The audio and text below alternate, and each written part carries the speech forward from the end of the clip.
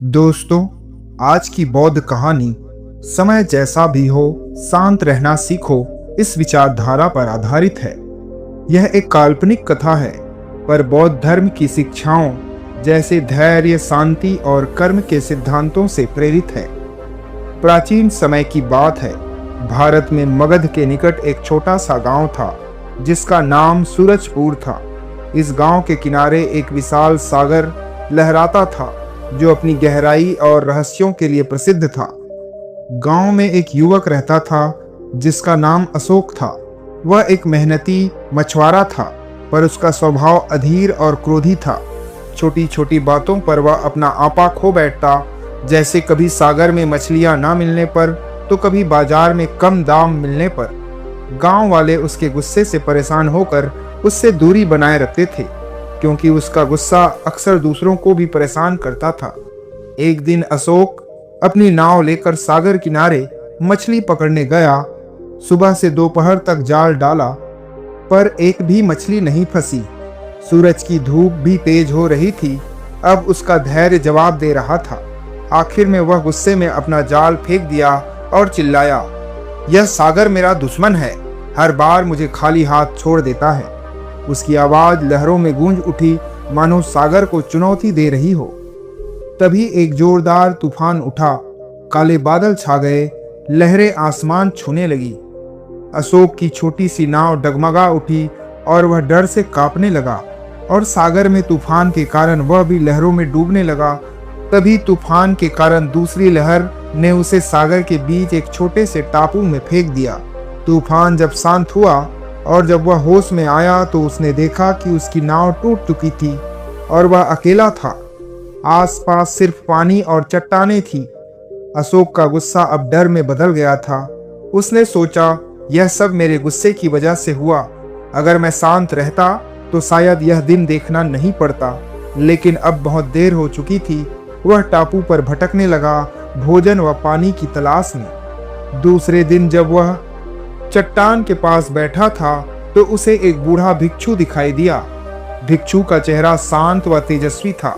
उसने पीले वस्त्र पहने थे और हाथ में लकड़ी का एक दंड पकड़ा था। अशोक ने दौड़कर उस भिक्षु के पास गया और उससे मदद मांगी। कहा, महात्मा, मैं इस टापू पर फंस गया हूँ। मेरी नाव टूट गई है और मैं भूखा प्यासा हूँ, मेरी मदद कीजिए। तब वह बूढ़ा भिक्षु मुस्कुराते हुए कहा, शांत हो जा पुत्र, समय जैसा भी हो उसे स्वीकार करना सीखो। मैं तुम्हें रास्ता दिखाऊंगा, लेकिन पहले अपने मन के अशांति को समझो। अशोक को यह बात समझ नहीं आई। उसने कहा, मेरे पास वक्त नहीं है प्रवचन सुनने के लिए, मुझे अपने घर पहुंचना है। तब भिक्षु शांत स्वर में कहा, जो जल्दबाजी में कदम उठाता है वह अक्सर ठोकर खाता है, इसलिए मेरे साथ चलो पुत्र। अशोक न चाहते हुए भी भिक्षु के पीछे चल पड़ा। भिक्षु उसे टापू के दूसरी ओर ले गया, जहां एक छोटी सी गुफा थी। गुफा में एक झरना बह रहा था और पास ही कुछ जंगल थे जहां फल वाले पेड़ थे। भिक्षु ने उसे कहा, यहाँ तुम्हें भोजन और पानी मिलेगा, पर यदि तुम इस टापू से निकलना चाहते हो तो एक नई नाव बनानी होगी। इसके लिए लकड़ी चाहिए और वह तो जंगल में ही मिलेगा।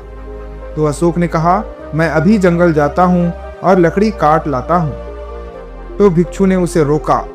रुको, पहले अपने मन को स्थिर करो। गुस्से और जल्दबाजी में तुम गलत पेड़ काटोगे या खुद को चोट पहुंचाओगे। थोड़ी देर बैठो, चलो मेरे साथ ध्यान करो। तब अशोक को भिक्षु की ये सब बातें व्यर्थ लगी, पर भूख और थकान के कारण वह मान गया। तब भिक्षु ने उसे सिखाया कि अपनी सांसों पर ध्यान दे और हर विचार को बिना आलोचना के देखते हुए छोड़ दे। कुछ देर बाद अशोक को अपने मन में एक अजीब सी शांति महसूस हुई। उसका गुस्सा कम हो गया और पहली बार अशोक को सागर की लहरें शोर नहीं बल्कि संगीत की तरह सुनाई दे रही थी। अगले दिन भिक्षु ने उसे जंगल में लकड़ी चुनने का तरीका सिखाया। उन्होंने कहा, देखो, हर पेड़ का अपना गुण होता है। जो मजबूत और लचीला है वही नाव के लिए सही होगा। जल्दबाजी में कमजोर लकड़ी चुनोगे तो नाव फिर टूट जाएगी। अशोक ने धैर्य से पेड़ों को परखा और सही लकड़ी चुनी। कई दिनों तक वह भिक्षु के साथ नाव बनाना सीखा और हर शाम ध्यान करता।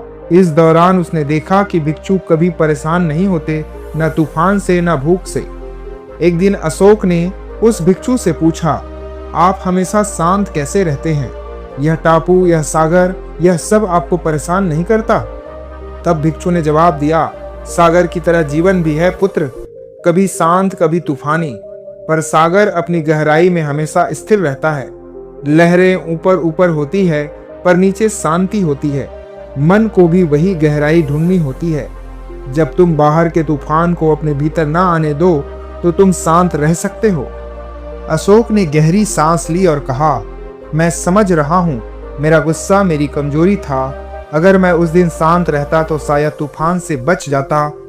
तब भिक्षु ने कहा, बीता हुआ समय अब बीत गया, उसे पकड़कर मत बैठो, जो आज है उसे शांति से जियो। कई दिनों की मेहनत के बाद अशोक की नाव तैयार हुई। वह मजबूत थी और सागर की लहरों को झेल सकती थी। विदाई के समय उसने भिक्षु से पूछा, आप मेरे गांव क्यों नहीं चलते? तब भिक्षु मुस्कुराकर कहा, मेरा गांव यही है, मैं सागर के साथ रहता हूँ और यही मुझे शांति मिलती है। तुम जाओ और जो सीखा है उसे अपने जीवन में उतारो। फिर अशोक अपने गांव लौट गया। अब वह पहले जैसा नहीं था। मछलियां न मिलने पर वह गुस्सा नहीं करता था, तूफान आने पर वह शांत रहता और सही समय का इंतजार करता। गांव वाले उसकी इस तब्दीली से हैरान थे। एक दिन एक बूढ़े व्यक्ति ने उससे पूछा, अशोक, तुम इतने बदल गए हो, क्या हुआ उस टापू पर? तब अशोक ने जवाब दिया, मैंने उस टापू में रहकर सागर से शांति सीखी है। समय जैसा भी हो उसे स्वीकार करो और मन को स्थिर रखो। धीरे धीरे अशोक की यह सीख पूरे गांव में फैल गई और लोग उसके पास आने लगे और वह उन्हें धैर्य और ध्यान की बातें सिखाने लगा। अब उसका जीवन सागर की तरह शांत और गहरा हो गया था। इस तरह इस कहानी से हमें यह सीख मिलती है कि जीवन में उतार चढ़ाव आते रहते हैं, जैसे सागर में लहरें। लेकिन बौद्ध दर्शन के अनुसार अगर हम अपने मन को प्रशिक्षित करें तो हर परिस्थिति में शांति पा सकते हैं। अशोक की तरह हमें भी अपने गुस्से, अहंकार और अधीरता को छोड़कर धैर्य और समझ का मार्ग चुनना चाहिए। तो इस कहानी का मुख्य संदेश है, समय जैसा भी हो शांत रहना सीखो। धन्यवाद। नमो बुद्धाय।